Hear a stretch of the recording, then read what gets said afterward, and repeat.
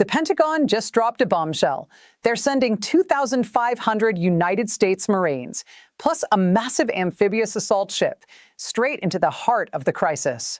The ship? The USS Tripoli. The unit? The famous 31st Marine Expeditionary Unit out of Japan.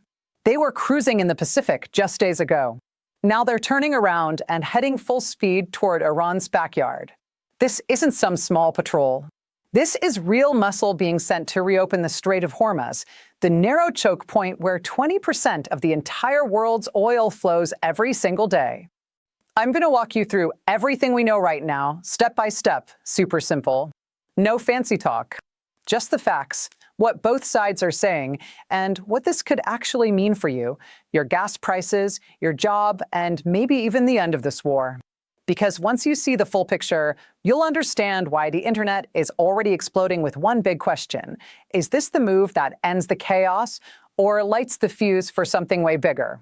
Let's start with the timeline, because in this war, timing is everything. February 28th, Operation Epic Fury kicks off. U.S. and Israeli forces hammer Iran. The fighting goes nonstop. Early March, Iran hits back hard. They start attacking every tanker and ship trying to go through the Strait of Hormuz. Missiles, drones, you name it. Within days, almost all oil traffic stops. Tankers are parked outside like cars in a traffic jam. The strait is basically closed. March 9th and 10th, more Iranian attacks. 3 sailors still missing after 1 ship gets hit. Oil prices explode past $100. Families everywhere feel it at the pump. Grocery prices starting to climb. Truckers slowing down. March 12th and 13th, the Pentagon stays quiet at first. Then yesterday, boom, the news drops. Secretary of War Pete Hegseth approved it. Elements of the 31st Marine Expeditionary Unit and the USS Tripoli are now en route. The ship was spotted sailing fast south of Taiwan. It's more than a week away, maybe 10 to 14 days before it gets there. Today, March 14th, every major news outlet confirms it. About 2,500 Marines on the move. The Tripoli is a big deck ship that can launch helicopters, carry jets, and put Marines ashore if needed. It's not just a battleship. It's a floating base built for exactly this kind of mess. So why now? Let's hear both sides, because we have to be fair and look at everything. First, the U.S. side. President Trump and the Pentagon say this is about protecting the world's oil lifeline. Hegseth put it plain. The only thing blocking the strait right now is Iran shooting at shipping. They want to escort tankers through safely, clear any mines if Iran lays them, and make sure the oil starts flowing again. Trump said the war ends when I feel it in my bones, but right now they need to stop the economic bleeding. These Marines are trained for exactly this: amphibious operations, quick security missions, helping allies. No one is saying they're invading Iran on foot. This is about reopening the highway for oil, not boots on the ground in Tehran. It's a show of strength to tell Iran, you can't hold the world hostage. Now the Iranian side. Tehran is calling this a dangerous provocation. Their leaders say any more U.S. ships near the strait will be met with hellfire. They've already sworn they won't let one drop of oil leave the Gulf until the war stops on their terms. Iranian state media is saying the Marines are coming for a fight and they're ready. They claim they can sink ships, lay mines fast, and turn the strait into a graveyard for American vessels. From their view, this deployment proves the U.S. and Israel are the aggressors trying to steal their region's resources. And then there's the rest of the world watching nervously. Gulf countries like Saudi Arabia and the UAE are stuck. They can't export their oil. Europe and Asia are panicking because their factories and power plants run on that cheap Gulf crude. China, one of the biggest buyers, is staying quiet, but everyone knows they hate this. Even Russia is watching closely. Now let's get real about the consequences, because this move could go a bunch of different ways, and we have to talk about all of them honestly. Best case for the U.S. The Tripoli arrives in 2 weeks. Marines help set up convoys. U.S. Navy escorts tankers through. Iran backs off because they don't want a direct naval war. Oil starts flowing again. Prices drop back toward $80 or $90. Gas at the pump gets cheaper. Trucks move, food prices stabilize. The war pressure eases and maybe talks start. Trump looks strong. American troops come home heroes. That's the hope. But here's the scary middle ground that most experts are warning about right now. Iran doesn't back down.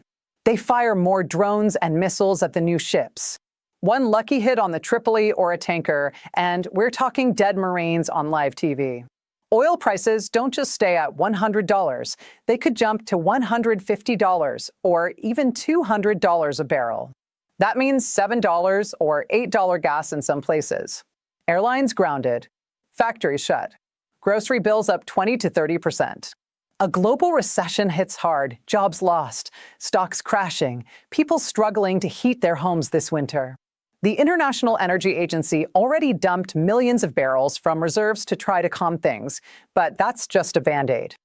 Worst case, and nobody wants to say this out loud, but it's possible, this turns into a full naval battle in the Strait. Mines everywhere. Helicopters and jets from the Tripoli going in hot. Iran calls in more allies. The war that started with airstrikes suddenly has U.S. boots in the water-fighting Iranian speedboats. Casualties climb. The 3 missing sailors become dozens. And remember those 168 kids in Minib? Their tragedy gets pushed to page 10 while the world focuses on American Marines under fire. The Middle East could slide into something even bigger, pulling in other countries, more missiles flying at Israel, maybe even threats to U.S. bases. There's another angle almost nobody is talking about yet, the human side. Those 2,500 Marines, many of them young guys and women barely out of high school, are leaving their families in Japan right now. They're heading into waters where Iranian drones have already proven they can hit moving ships. Their parents, wives, husbands are watching the news tonight with knots in their stomachs. And on the other side, Iranian families are hearing their leaders promise revenge. Nobody wins in that. Economically, it's already hurting regular people. Truck drivers in America are paying more for diesel today. Farmers in Europe can't afford fertilizer because oil prices mess with everything. Airlines are quietly raising ticket prices. If this drags on even 2 more weeks, experts say we'll feel it in every shopping cart on Earth. But here's the flip side that gives some hope. The Marines aren't going in blind. They're experts at this exact mission, securing sea lanes, evacuating people if needed, and working with allies. The U.S. has 2 carrier strike groups already there, Ford and Lincoln. This extra force might be exactly what scares Iran into blinking first. Some analysts say the Strait could start opening in a month once the Marines show up and Iran sees the firepower. So the real question right now isn't just, why are they sending Marines? The bigger questions are, will Iran test them the moment they arrive? Will oil prices keep climbing or finally come down? And most important, is this the beginning of the end of the war or the start of a much longer and bloodier chapter? We still don't have full details on the exact rules of engagement. Will the Marines actually board ships? Clear mines? Go ashore anywhere? The Pentagon is keeping that quiet for now. But one thing is clear. This deployment proves the U.S. is done just watching from the sky. They're putting skin in the game on the water. Friends, this story is moving fast. The Tripoli is already at sea. Every day that passes without the Strait reopening costs the world billions. The missing sailors' families are still waiting by the phone. The kids in Minib still need justice. And now 2,500 American Marines are sailing toward the danger zone. Here's exactly what we know for sure today. 2,500 Marines from the 31st MU plus USS Tripoli are officially on the way. Goal: reopen the Strait of Hormuz and protect shipping. Iran says they will fight back. Oil is over $100 and could go higher. The ships will take 1 to 2 weeks to get there, so we have a short window to watch what happens next. Now it's your turn. Drop in the comments right now and tell me honestly, do you think sending these Marines will reopen the Strait fast or make things worse? 6 fingers, wait, no, wait, wrong video, type reopen if you think oil prices drop soon, or escalate if you're worried about bigger fighting. Are you feeling the price hikes at the pump already? Be real. If this breakdown has you as worried or hopeful as the rest of us, smash that like button right now, subscribe, and hit the bell. Because the second those Marines get close to the Strait, or the second Iran fires the next missile, I'll be right back here breaking it down the same way. Simple, honest, evidence first. The families of those missing sailors deserve answers. The kids in Minab deserve justice. Our troops deserve to know the mission is clear. And every person filling up their carb deserves to know if $100 oil is here to stay. We deserve the truth. This isn't over. Not even close. The next 10 to 14 days could decide everything. Thanks for watching. Stay sharp. Keep asking the hard questions. And I'll see you in the next update the moment anything breaks. Stay safe out there, friends.